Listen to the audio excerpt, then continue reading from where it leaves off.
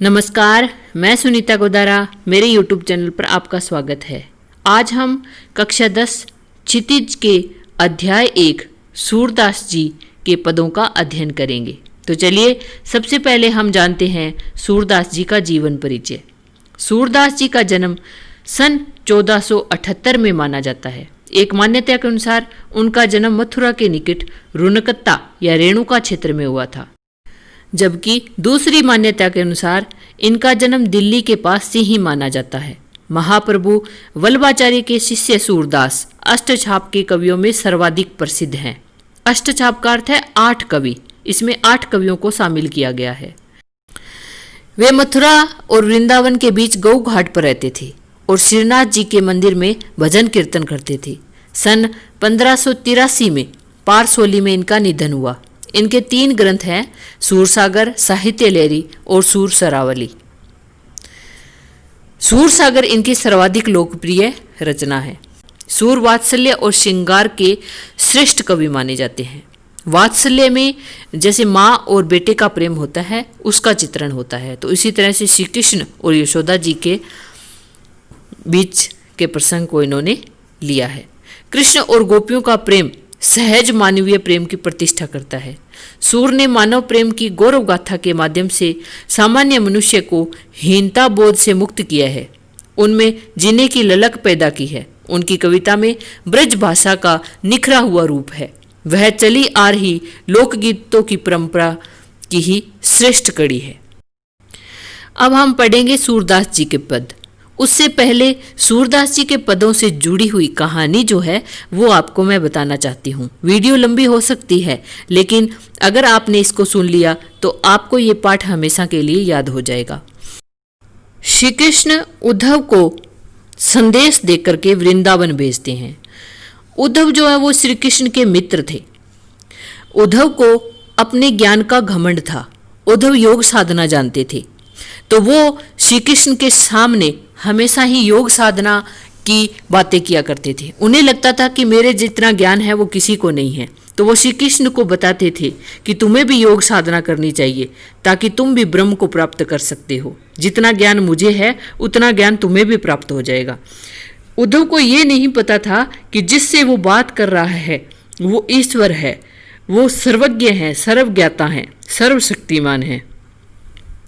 तो श्री कृष्ण को उद्धव की ऐसी बातें सुनकर के हंसी आती थी। तब श्री कृष्ण ने सोचा कि ये मेरी बात पर तो विश्वास करेगा नहीं, यानी अगर इसके घमंड को दूर करना है तो इसे गोपियों के पास भेजना पड़ेगा। तो श्री कृष्ण कहते हैं कि तुम मुझे तो योग साधना मत सिखाओ, कि तुम ये योग साधना का जो संदेश है वो गोपियों को देकर आओ, ताकि गोपियां जो है वो मेरे प्रेम में अंधी हो रही हैं, मेरे प्रेम में पागल हैं। तो तुम ऐसा करो, गोपियों को योग संदेश सुना दो ताकि वो मुझे छोड़ करके योग संदेश में लग जाए, मुझे भूल जाए। तब उद्धव क्या है, संदेश लेकर के गोपियों के पास जाते हैं। तो गोपियां उद्धव से यही पूछती हैं कि तुम बताओ, जिस ब्रह्म की तुम बात करते हो, जिस योग साधना की तुम बात करते हो, वो ईश्वर कैसा है, उसका रूप रंग कैसा है, उसका आकार कैसा है, उसके माता पिता कौन हैं, उसको किसने जन्म दिया था। तो इस तरह के जब प्रश्न पूछते हैं तो उद्धव है वो निरुत्तर हो जाता है। जब गोपियां श्री कृष्ण के प्रेम के बारे में अपनी बातें कहती है कि हम तो उस निर्गुण ब्रह्म को नहीं जानते हैं, तो हम तो सगुण साकार जो श्री कृष्ण हमारे पास यहाँ रहे हैं, हम उस कृष्ण को जानती हैं और उसी से प्रेम करती हैं और वही हमारा ईश्वर है।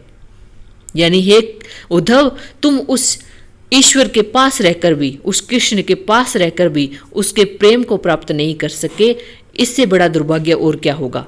जब गोपियां उन्हें ज्ञान की बातें बताती हैं, जब गोपियां उनके प्रश्नों का उत्तर देती हैं, तो उद्धव जो है वो निरुत्तर हो जाते हैं। वो सोचते हैं कि मेरे पास जो ज्ञान है वो तो कुछ भी नहीं है। यानी गोपियां तो ज्ञान की अथाह भंडार है।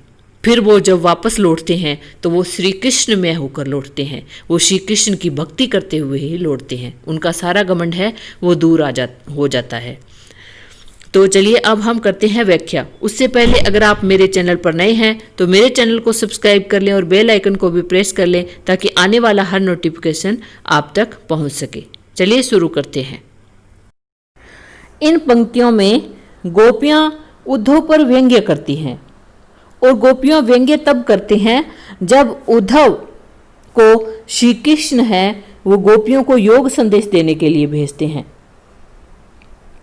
तब गोपियां उद्धव से कहती है, उद्धव तुम हो अति बड़भागी, कि हे उद्धव तुम अत्यंत भाग्यशाली हो। अपरस रहत स्नेह तगाते नाही न मन अनुरागी। तगा का अर्थ है धागा, स्नेह रूपी धागा। अनुरागी का अर्थ है प्रेम। अपरस का अर्थ है जिसको स्पर्श नहीं किया गया हो, अछूता। तो यहां गोपियां कह रही है कि अपरस रहत स्नेह तगाते, कि तुम तो श्री कृष्ण के पास रहकर भी श्री कृष्ण के स्नेह प्रेम रूपी धागे से अछूते हो, यानी श्री कृष्ण के प्रेम से तुम वंचित हो। ना ही मन अनुरागी, और ना ही तुम्हारा जो मन है वो श्री कृष्ण के प्रेम में लगा हुआ है, यानी तुम्हें श्री कृष्ण से प्रेम भी नहीं है। अर्थात तुम्हारे मन में श्री कृष्ण के प्रति कोई अनुराग और प्रेम नहीं है। तुम्हारी स्थिति वैसी ही है जैसे पुरैनी पात रहत जल भीतर ता रस देह न दागी। देह का अर्थ होता है शरीर, दागी का अर्थ है दाग, कि पुरैनी का अर्थ है कमल, पात का अर्थ है पत्ता, कि पुरैनी पात रहत जल भीतर, कि कमल का पत्ता है वह जल के भीतर ही रहता है, लेकिन फिर भी तारस देह न दागी, कि फिर भी वह पत्ता है वो जल से गीला नहीं होता है, उस पर जल का कोई दाग नहीं लगता है। और जैसे जो जल माँ है तेल की गागरी बूंद न ताको लागी। गागरी का अर्थ होता है मटका, घड़ा। तो यहां गोपियां कह रही है कि तुम श्री कृष्ण के प्रेम से उसी प्रकार वंचित हो जैसे जो तेल से चुपड़ा हुआ मटका है, तेल से चुपड़ी हुई मटकी है, उसको अगर हम पानी में डुबोते हैं, जल में डुबोते हैं, तो उसके पानी की एक बूंद का भी नहीं लगती है, पानी का एक दाग भी उसके नहीं लगता है। प्रीति नदी में पांव न बोर्यो दृष्टि न रूप परागी। बोर्यो का अर्थ है डुबोना और परागी का अर्थ है मोहित होना, मन में अनुराग होना, कि तुमने श्री कृष्ण के प्रेम रूपी नदी में कभी पांव ही नहीं डुबोया, यानी तुम श्री कृष्ण के प्रेम में कभी डूबे ही नहीं, उनके प्रति प्रेम तुमने कभी किया ही नहीं। दृष्टि न रूप परागी, कि तुम्हारी दृष्टि है वो श्री कृष्ण के रूप पर कभी भी मुग्ध नहीं हुई है, उन पर कभी भी मोहित नहीं हुई है। आगे गोपियां कहती है, सूरदास अबला हम भोरी गुर चाटी जो पागी। पागी का अर्थ है लिपटी हुई, गुर का अर्थ है गुड़, चांटी का अर्थ है चेंटी, भोरी का अर्थ है भोली। सूरदास जी कहते हैं कि गोपियां उद्धव से कहती हैं कि अबला हम बोरी, कि हम तो अबला हैं और भोली हैं। गुड़ चाटी जो पागी, कि हम तो श्री कृष्ण से उसी प्रकार लिपटी रहती हैं, हम श्री कृष्ण से उसी प्रकार अनुरक्त रहती हैं जिस प्रकार गुड़ में चींटी लिपटी रहती है, कि जिस प्रकार गुड़ से चींटी लिपटी रहती है वो उससे कभी अलग नहीं होती, ठीक उसी प्रकार हम श्री कृष्ण के प्रेम में मग्न रहती हैं और उनसे कभी अलग नहीं होती हैं। यानी यहाँ पर उद्धव को गोपियाँ व्यंग्य करती हुई कहती हैं कि तुम श्री कृष्ण के पास रहते हो, यानी फिर भी तुम्हें श्री कृष्ण का प्रेम प्राप्त नहीं हुआ है, तुम उनके प्रेम से अछूते हो। आगे है, मन की मन ही मांझ रही।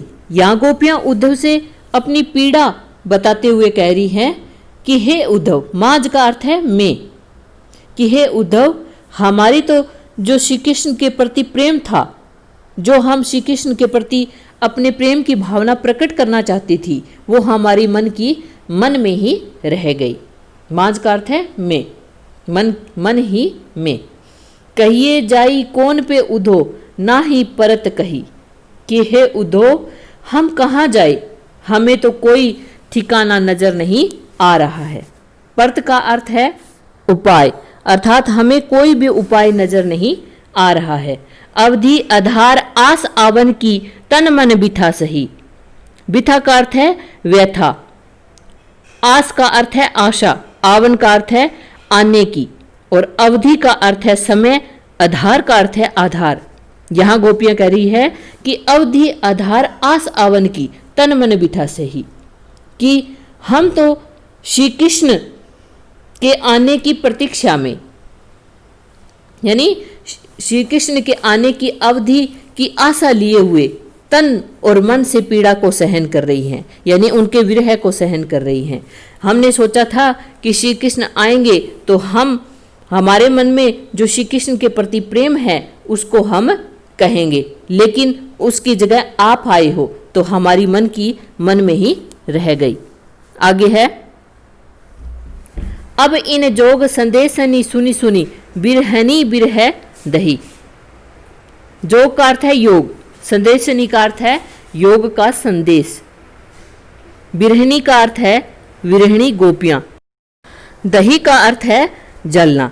तो यहां गोपियां कह रही है, अब इन योग संदेशनी सुनी सुनी, बिरहनी बिरह दही, कि अब ये आपकी योग संदेश की बातें सुन सुनकर हमारा जो विरह है वो और अधिक बढ़ गया है, यानी विरह की आग में हम जलने लगी हैं।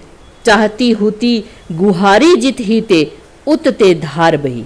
धार का अर्थ है यहाँ योग की धारा, बही का अर्थ है बहना, उत का अर्थ है उधर से, और जित ही का अर्थ है जिधर से, गुहारी का अर्थ है पुकारना। तो यहाँ गोपियां कह रही है, चाहती हुती गुहारी जित ही थे, कि जहां से हम अपनी रक्षा की पुकार लगा रही थी, उतते धार बही, और वहां से तो योग संदेश रूपी धारा बह रही है। यानी हम तो चाहती थी कि श्री कृष्ण हमसे आकर मिले, लेकिन श्री कृष्ण ने उद्धव के साथ योग संदेश हमारे लिए भेज दिया, तो वह यही योग संदेश है, वो हमें और ज़्यादा हमारे विरह को बढ़ा रहा है। आगे है, सूरदास अब धीर धर ही क्यों, मर्यादा न लही। मर्यादा का अर्थ है मर्यादा, कि गोपियां कहती है कि जब श्री कृष्ण ने प्रेम की मर्यादा का पालन ही नहीं किया तो फिर गोपियां कैसे धीरज धरे, यानी कैसे धैर्य धारण करे, यानी श्री कृष्ण ने तो हमारे लिए योग संदेश भेजा है। आगे गोपियां कहती है, हमारे हरि हरिल की रकरी, कि हमारे जो हरि अर्थात श्री कृष्ण हैं वो हमारे लिए हरिल पक्षी के समान हैं। हरिल पक्षी जो एक कबूतर की प्रजाति का पक्षी होता है, जो हमेशा अपने पंजों में लकड़ी पकड़े रखता है, तो उसी प्रकार गोपियां भी श्री कृष्ण को पकड़े हुए हैं। आगे गोपियां क्या कह रही है, मन क्रम वचन नंद नंदन उर, यह दृढ़ करी पकड़ी। पकड़ी का अर्थ है पकड़ना, दृढ़ का अर्थ है दृढ़ता से, उर का अर्थ है हृदय। यहाँ गोपियां कह रही है कि मन क्रम वचन नंद नंदन उर, यह दृढ़ करी पकड़ी, कि हमने तो मन वचन और कर्म से नंद के नंदन अर्थात श्री कृष्ण को अपने हृदय में दृढ़ता पूर्वक पकड़ रखा है। जागत सोवत स्वप्न दिवस निसी, काने काने जकरी। जकरी का अर्थ होता है पुकारना, निसी का अर्थ है रात्रि, दिवस का अर्थ है दिन, स्वप्न का अर्थ है सपना, सोवत का अर्थ है सोते हुए, और जागत का अर्थ है जागते हुए। यहाँ गोपियां कह रही है, जागत सोवत स्वप्न दिवस निसी, काने काने जकरी, कि हम तो जागते सोते सपने में, दिन में और रात में काने काने ही पुकारती रहती हैं। आगे है, सुनत जोग लागत है ऐसो, ज्यों करवी ककरी। करवी का अर्थ है कड़वी और ककरी का अर्थ है ककड़ी। गोपियां यहाँ कह रही है कि जिस प्रकार कड़वी ककड़ी होती है उसको चखने पर वह बेस्वाद लगती है, अच्छी नहीं लगती है, उसी प्रकार हमें ये योग संदेश है वो बिल्कुल भी अच्छा नहीं लगता है। आगे है, सूतो व्याधि हमको ले आए, देखी सुनी न करी। यहाँ व्याधि किसके लिए कहा गया है? योग संदेश के लिए, कि सूतो व्याधि हमको ले आए, कि हे उद्धव आप ये योग रूपी जो रोग है वो हमारे लिए ले आए हो, जिसे हमने ना तो कभी देखा है और ना ही कभी सुना है और ना ही हमने कभी किया है। करी का अर्थ है करना। यह तो सूर तिन ही ले सौंपो जिनके मन चक्री, कि हे उद्धव आप ये योग संदेश की जो बातें हैं वो तिन ही ले सौंपे, कि उनको सौंपो जिनके मन चक्री, कि जिनका मन है वो अस्थिर है, चक्री है, चंचल है। यानी हमारा मन तो स्थिर है, हम तो सिर्फ केवल हमारा जो मन है वो श्री कृष्ण में ही लगता है, हमारा मन तो स्थिर है, लेकिन आप उनको योग संदेश दो जिनका मन स्थिर नहीं है, जिनका मन इधर उधर भटकता है। हरि है राजनीति पड़ी आई। तो गोपियां यहाँ कह रही हैं कि लगता है मथुरा में जाकर श्री कृष्ण ने राजनीति पढ़ ली है, वे राजनीतिज्ञ बन गए हैं। समुझी बात कहत मधुकर के समाचार सब पाए। मधुकर यहाँ उद्धव को कहा गया है, वैसे मधुकर है वो भंवरे को कहा जाता है। तो गोपियां यहाँ कह रही है कि उद्धव रूपी भंवरे के माध्यम से श्री कृष्ण है वो समस्त समाचार है वो प्राप्त कर लेते हैं और समुझी बात यानी सारी बात है वो समझ लेते हैं। एक अति चतुर होते पहले ही अब गुरु ग्रंथ पठाए, कि एक तो श्री कृष्ण है वो पहले से ही चतुर थे और अब ऐसा लगता है जैसे उन्होंने गुरु ग्रंथ पढ़ लिया है, यानी वो और ज्यादा ज्ञान है उन्होंने प्राप्त कर लिया है। बड़ी बुद्धि जानी तो उनकी जोग संदेश पठाई। पठाई का अर्थ होता है भेजना। बड़ी बुद्धि यानी श्री कृष्ण तो पहले से ही चतुर होते थे और ऐसा लगता है जैसे अब उन्होंने बहुत बड़ी बुद्धि प्राप्त कर ली है, यानी बहुत अधिक चतुर हो गए हैं।